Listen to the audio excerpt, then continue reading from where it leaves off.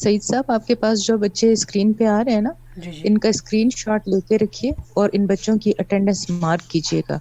जो बच्चे क्लास में नहीं आ रहे उनको फिर आप क्लास में एब्सेंट मार्क कीजिएगा और वो बेशक शार्ट ऑफ अटेंडेंस में आ जाए। This should be responsible enough कि वो अपनी क्लासेस अटेंड करें। ठीक है मैम, ठीक है मैम।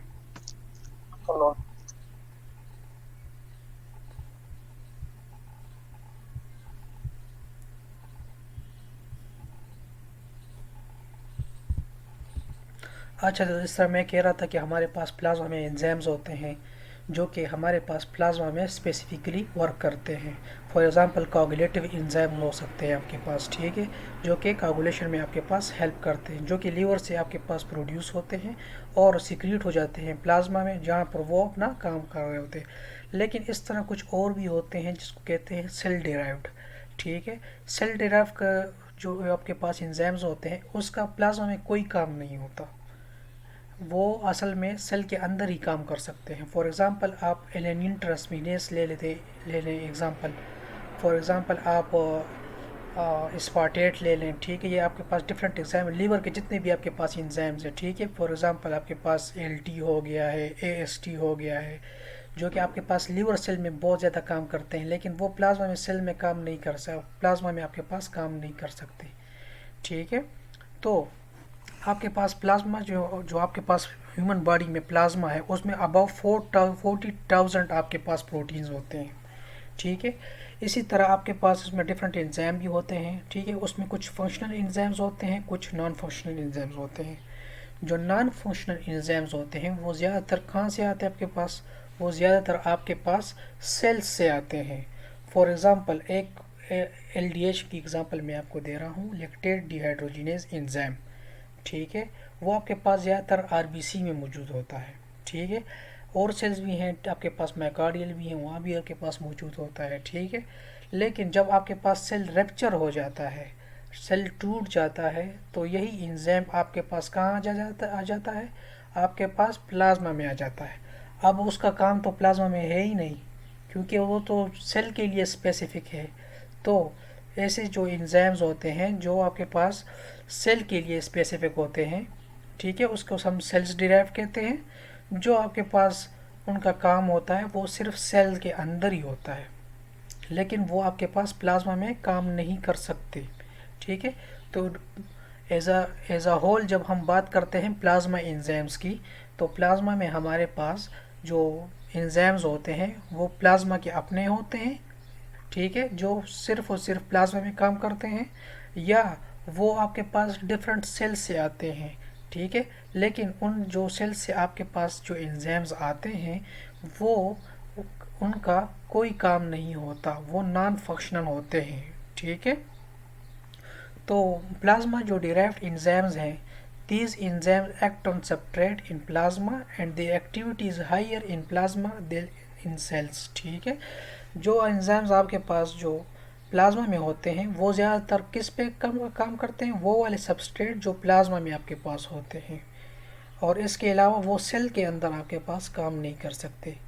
इसकी जो एग्जांपल उन्होंने दी हुई है वो कौन सी है, कोगुलेटिव एंजाइम्स की, ठीक है। जो आपके पास कोगुलेशंस हैं, जितने भी आपके पास फैक्टर्स हैं, फैक्टर 1 है, फैक्टर 2 है, 3 है, 4 है, जितने भी आपके पास हैं, ठीक है, मोर देन 12 है, ठीक है। तो वो आपके पास क्या होते हैं, आपके पास ये प्लाज्मा डिराइव्ड एंजाइम्स आपके पास हैं, जो कि सिर्फ और सिर्फ प्लाज्मा में आपके पास काम कर सकते हैं। अगर यही एंजाइम अगर आप सेल्स के अंदर एंटर कर दें तो ये काम नहीं करेंगे।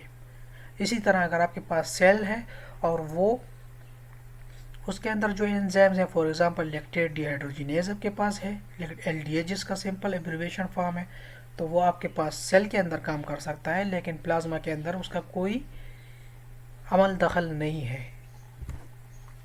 जो सेल डिराइव्ड एंजाइम्स की तरफ आते हैं, these enzymes have high activity in cells and overflow into the plasma, और इन एंजाइम की जो एक्टिविटी है वो सेल्स के अंदर ज़्यादा होती है, ठीक है।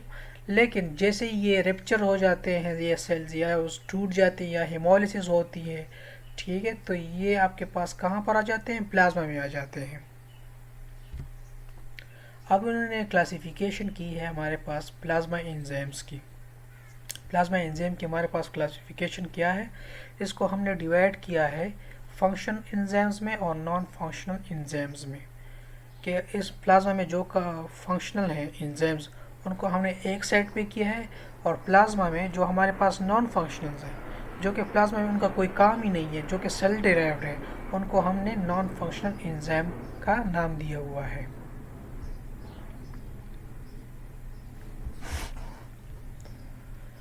तो फंक्शनल एंजाइम जो आपके पास हैं, फंक्शनल एंजाइम्स, उसमें आपके पास सूडो कोलेस्टेरेज आपके पास है, लाइपोप्रोटीन लाइपेज आपके पास है, सिरुलोप्लाज्मीन आपके पास है, ब्लड कोगुलेशन एंजाइम्स आपके पास है। अब सूडोकोलिन स्टेरेज क्या चीज़ है, ये आपके पास एक एंजाइम है जो आपके पास एसिटाइलिन कोलिन जो आपके पास एक स्टिमुलेटर है जो कि न्यूरॉन प्रोड्यूस करती है, ठीक है। तो उसको क्या करता है, हाइड्रोलाइज करता है। अब मैं आपको एग्जांपल दे रहा हूँ सूडोकोलिनेस्टेरेज की। फॉर एग्जांपल आपका दिमाग है वो कह रहा है कि मैंने अब ये काम करना है, मैंने मसल को स्ट्रेच करना है, ठीक है। तो वो क्या करेगा, एसिटाइलिन कोलिन को क्या करेगा, रिलीज़ करेगा।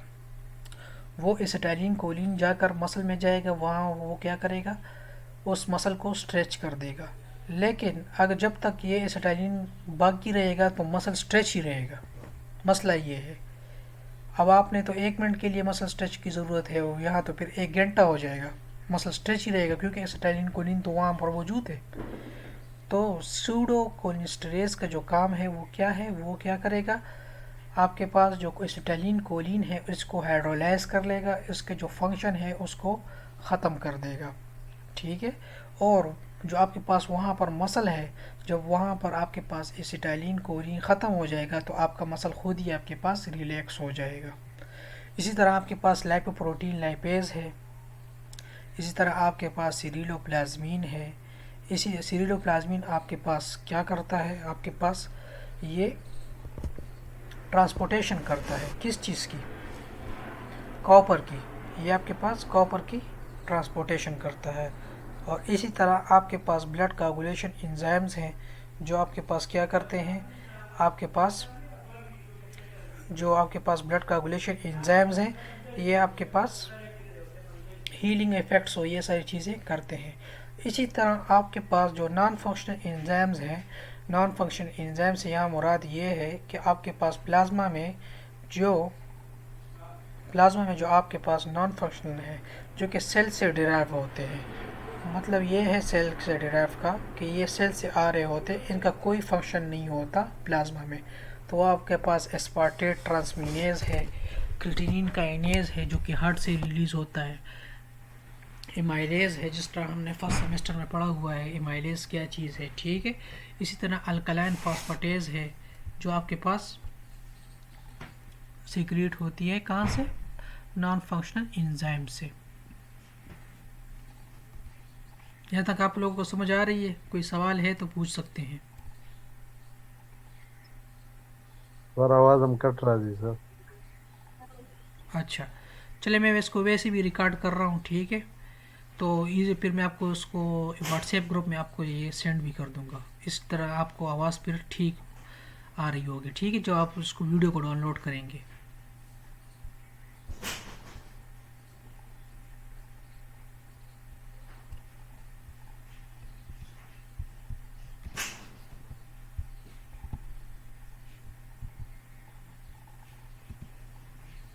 अच्छा अब फंक्शनल एंजाइम्स की तरफ आते हैं। हमारे पास कुछ एंजाइम हैं प्लाज्मा में जो कि फंक्शनल होते हैं, ठीक है, इंपॉर्टेंट होते हैं, और ये हमारे पास ब्लड क्लॉटिंग में आपके पास अहम किरदार अदा कर रहे होते हैं, मेटाबॉलिज्म में, ड्रग मेटाबॉलिज्म में, ठीक है। ये आपके पास कहाँ पर आपके पास सिंथेसाइज होते हैं, ये आपके पास लिवर में सिंथेसाइज होते हैं और फिर आपके पास रिलीज़ कर दिए जाते हैं कहाँ पर, प्लाज्मा में। इसकी जो आपके पास एग्जांपल है वही आपके पास सूडोकोलिनेस्टेरेज है, लाइपोप्रोटीन है आपके पास, लाइपेज है आपके पास, सिरिलोप्लाज्मीन है आपके पास, ब्लड कोगुलेशन एंजाइम्स है आपके पास। इसके अलावा आपके पास जो क्लिनिकल सिग्निफिकेंस है इनकी, ये आपके पास हायर कंसंट्रेशन में होते हैं, ठीक है, आपके पास कहाँ पर, प्लाज्मा में, एज़ कम्पेयर टू सेल्स। अगर इनकी तादाद, इनकी जो क्वांटिटी अगर हमारे पास कम हो जाए तो हमें पता चल जाएगा कि हमारे पास कोई डिस्टर्बेंस है बॉडी में, क्योंकि ये क्लिनिकल सिग्निफिकेंट होते हैं। अगर इनकी क्वांटिटी कम हो जाए तो हमारे पास क्या होता है, इसकी अहमियत, फंक्शन जो आपके पास है वो डिक्रीज़ हो जाती है। फॉर एग्ज़ाम्पल मैं आपको एग्ज़ाम्पल दे रहा हूँ एल्बुमिन की। एल्बुमिन हमारे पास एक प्रोटीन है, ठीक है, वो आपके पास प्लाज्मा में होता है। लेकिन जैसे ही एल्बुमिन आपके पास कम हो जाता है, ठीक है, प्लाज्मा में, तो आपके पास क्या होता है, डिफरेंट एंजाइम, जो डिफरेंट आपके पास जो हार्मोन्स होते हैं उनके लिए एल्बुमिन ज़रूरी होता है। एल्बुमिन का क्या होता है, वो आपके पास ट्रांसपोर्टेशन कर रहा होता है। लेकिन जब आपके पास एल्बुमिन कम हो जाता है तो आपके पास क्या होता है, आपके पास जो हार्मोन्स होते हैं उनकी ट्रांसपोर्टेशन नहीं होती, जिसकी वजह से आपका जो वर्क है बॉडी के अंदर वो आपके पास डिस्टर्ब हो जाता है।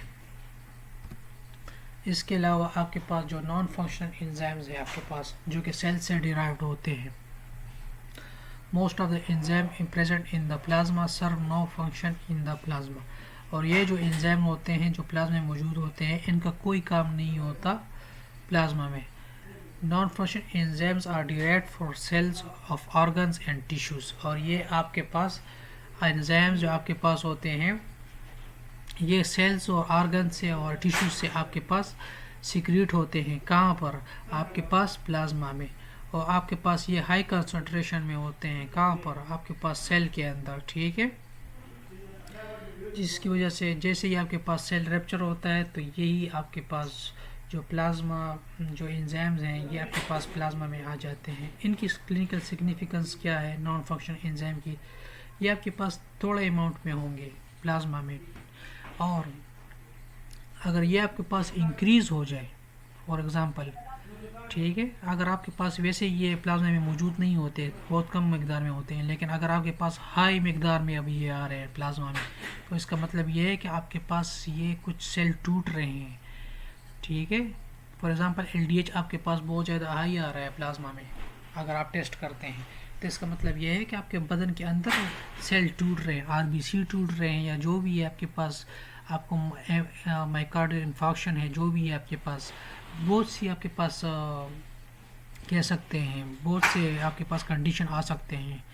तो ये आप इससे अंदाज़ा लगा सकते हैं कि आपकी बॉडी में नॉर्मली फंक्शन कर रही है या नहीं कर रही। अगर अब नॉर्मल है आपकी बॉडी तो आपके पास LDH और ये सारी चीज़ें आपके पास ज़्यादा आ रही होंगी।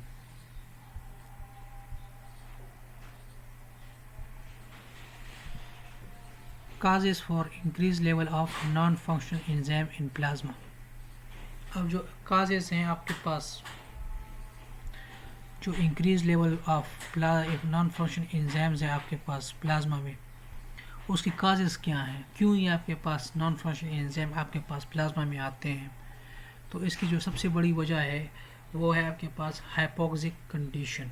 हाइपोक्सिक कंडीशन से मुराद ये है कि आपके पास ऑक्सीजन की जो है कंडीशन, आपके पास ऑक्सीजन की कमी हो जाती है, किसमें, बॉडी में, जिसकी वजह से आपके पास सेल की डेथ हो जाती है। जब सेल की डेथ हो जाती है तो आपके पास सेल की जितना भी मवाद होता है उसके अंदर, सेल के अंदर, वो आपके पास सारा का सारा प्लाज्मा में आ जाता है। Disease state of tissue, disease state of tissue से क्या मुराद है, जब डिजीज स्टेट ऑफ टिश्यू से मुराद ये है कि डिजीज स्टेट ऑफ टिश्यू से मुराद ये है कि आपके पास एक बीमारी है टिश्यू में। फॉर एग्ज़ाम्पल आपके पास लिवर सिरोसिस है, मतलब आपके हेपेटाइटिस C है या जो भी है आपके पास लिवर में, आपने लिवर को डिस्ट्रॉय कर दी, इन्फ्लेमेशन वहाँ पे हो रही है, तो वहाँ के जितने भी इंजाइम्स हैं लिवर की, LT हो गया, AST हो गया, GGT हो गया, वो सारे के सारे आपके पास कहाँ पर आएंगे, आपके पास वो सारे के सारे प्लाज्मा में आएंगे। Excessive synthesis of enzymes by the cells with overflow into the plasma। और यह आपके पास सेल्स के अंदर बहुत ज़्यादा प्रोडक्शन हो गई, किस चीज़ की, एंजाइम्स की। अब मैं आपको एग्जांपल दे रहा हूँ, फॉर एग्जांपल एक सेल है उसके अंदर कैंसर हो गया, ठीक है, कैंसर सेल्स है, ठीक है। अब कैंसर सेल में तो हर चीज़ ज़्यादा प्रोड्यूस हो रही होती है। फॉर एग्जांपल उस लीवर के सेल में आपके पास क्या हो गया, कैंसर हो गया, ठीक है। तो आपके पास जो एल टी प्रोड्यूस होगी वो बहुत ज़्यादा प्रोड्यूस होगी। जब वो बहुत ज़्यादा प्रोड्यूस होगी तो सेल के अंदर तो ये इतना ज़्यादा एल टी नहीं रह सकती, ठीक है। तो वो सेल रेप्चर हो सकता है, वो आपके पास ओवरफ्लो कर सकता है, ये सारा एंजाइम्स आपके पास प्लाज्मा में आ सकता है। इसके अलावा आपके पास डिक्रीज रेनल क्लियरेंस भी हो सकता है। डिक्रीज रेनल क्लियरेंस से मुराद ये है कि आपके पास जो आपकी किडनी है वो आपके पास इन एंजाइम को यूरिन में नहीं निकाल रही। फॉर एग्ज़ाम्पल आपके पास एलटी बहुत ज़्यादा हाई आ गया है, ठीक है, ब्लड में। अब किडनी का क्या काम है कि ये सारी चीज़ों को फिल्टर करेगा, इन सारे एंजाइम्स को थ्रू प्रॉपर चैनल यूरिन के थ्रू पे निकालेगा। एग्जांपल दे रहा हूँ मैं आपको। लेकिन जब आपके पास है ही नहीं, ठीक है, आपके पास किडनी की जो क्लियरेंस है, किडनी है उसको क्लियर ही नहीं कर रही, तो आपके पास प्लाज्मा में क्या होगा, आपके पास बहुत ज़्यादा इंक्रीज अमाउंट ऑफ आपके पास ये एंजाइम्स होंगे।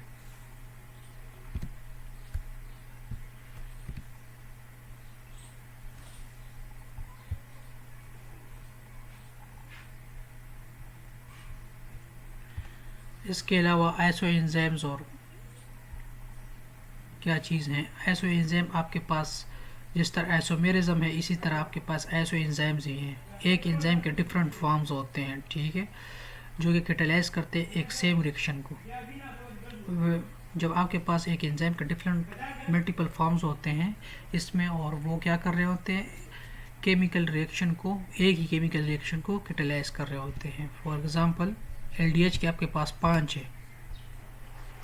लैक्टेट डिहाइड्रोजिनेज एंजाइम जो आपके पास है वो एक एंजाइम है जो कि प्रेजेंट होता है कहाँ पर, आपके पास ज़्यादातर प्लांट्स में, एनिमल्स में, और आपके पास ह्यूमंस में भी आपके पास प्रेजेंट होता है।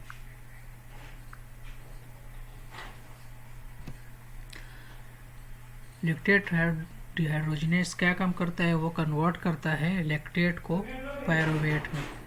लैक्टेट को पायरुवेट किस तरह कन्वर्ट करता है, वो आपने कोरी साइकिल में मैंने आपको बता दिया था कि वो कोरी साइकिल में जब आपके पास पायरुवेट लैक्टेट बन जाता है तो उस चीज़ को कम करने के लिए लीवर में आपके पास लैक्टेट डिहाइड्रोजिनेज होता है, वो उसको कन्वर्ट कर देता है पायरुवेट में, और फिर वही पायरुवेट दोबारा मसल में चला जाता है और वहाँ से दोबारा उससे एनर्जी बनती है।